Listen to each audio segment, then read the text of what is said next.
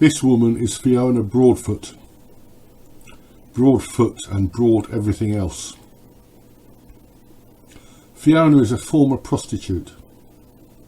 By her own account, she came from a good home with an above average income. And by her own account, she fell in with the wrong crowd. A familiar expression from my childhood. She's around 11 years younger than me, so things were not that different for her. There was no internet in those days, and certainly no social media.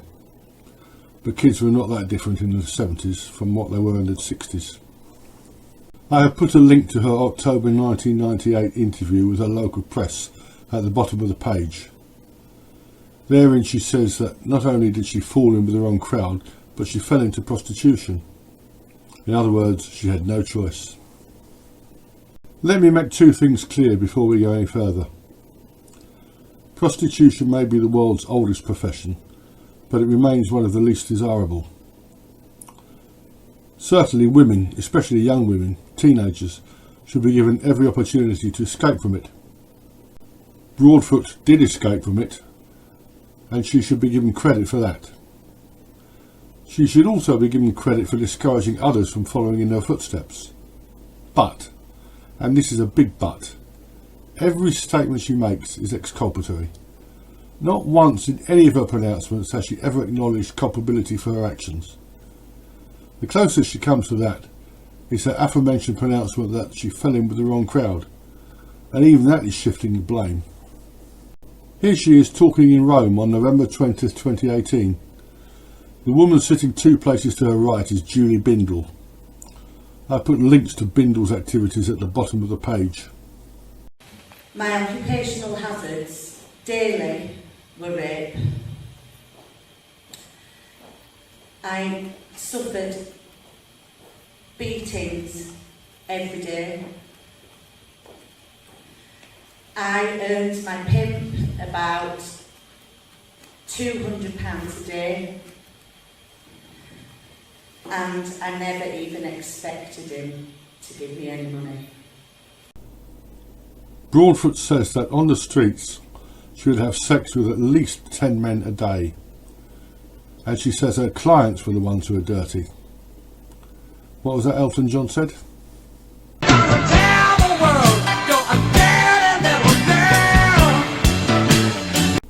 Seriously though, the first time she was arrested, she was a juvenile and was remanded to a secure unit for girls.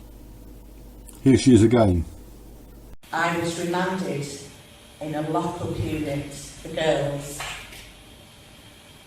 on the orders of the judge, so that I could be, so that they could do a social assessment. Thanks, Julie.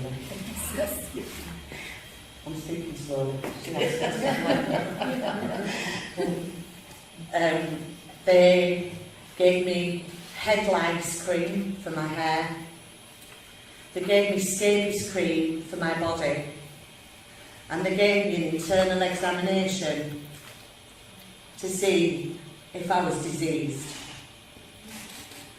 I kicked the nurse, and I was labelled a violent person and segregated most of the time from the other young women. That's right. She was sent to this unit where her jailers did their best to clean her up. She was given an internal examination, an intrusive but necessary procedure, necessary for her, beneficial for her. Doubtless this would all have been explained to her. Her response was to kick the nurse, and she sounds surprised that on this account she was branded violent. Her behaviour towards someone who was trying to help her is in stark contrast to the way she claimed she reacted to the way her pimps treated her, and her clients, Johns in street parlance. She claims when she started walking the streets she worked Lum Lane, the red light district of Bradford. Here is an amusing cameo from Lum Lane. Try not to laugh.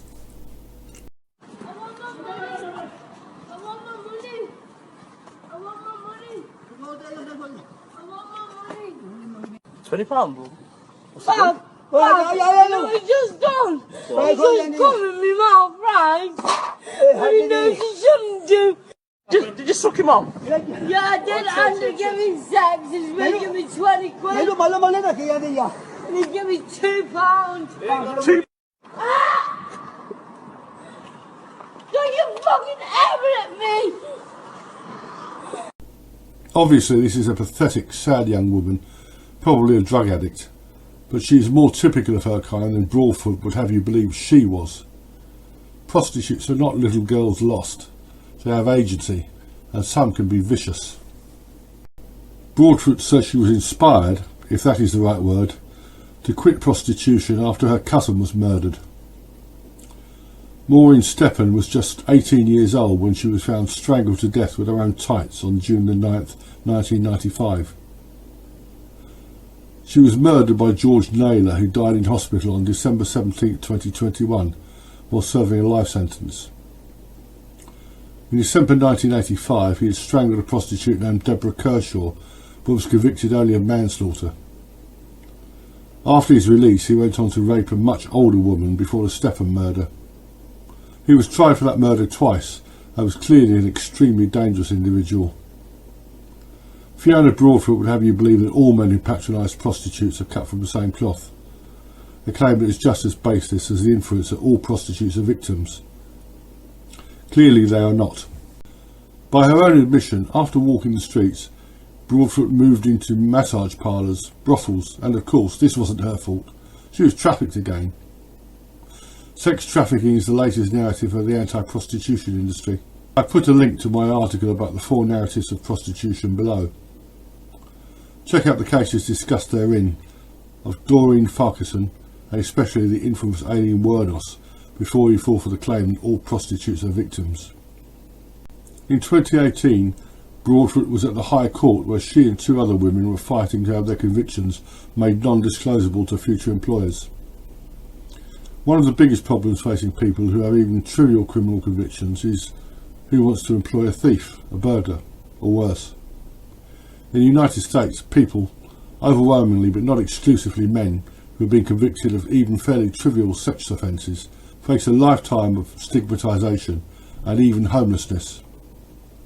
Here, the Rehabilitation of Offenders Act 1974 allows people to, in effect, lie to future employers about criminal convictions subject to certain conditions. This does not apply to the enhanced vetting required for certain positions, like anything working with kids or involving national security. Here is Broadfoot talking about her campaign. Note the contempt in her voice.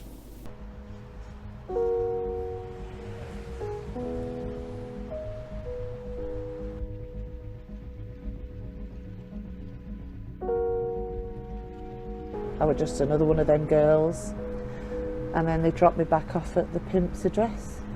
I'd stand, he'd put me to work on the corner, he'd kind of hang around. There's a few pubs up the road where he might hang about waiting for me, and then he'd walk me back to the flat, which is about 2 miles away, where I'd be left to sleep on a mattress and a sheet. There were no hot water, there were often no electric, I very seldom ate.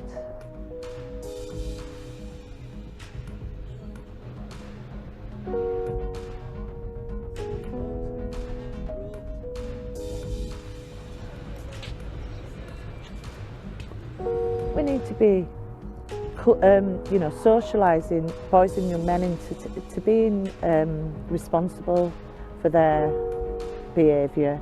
No man has ever died from not getting access to a vagina.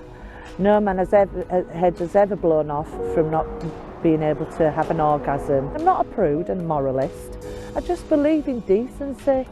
She won her case, but look closely at her criminal record printout. Some of these convictions were for theft. So she was forced to walk the streets, forced to work in brothels, forced to steal. Do you see a pattern there?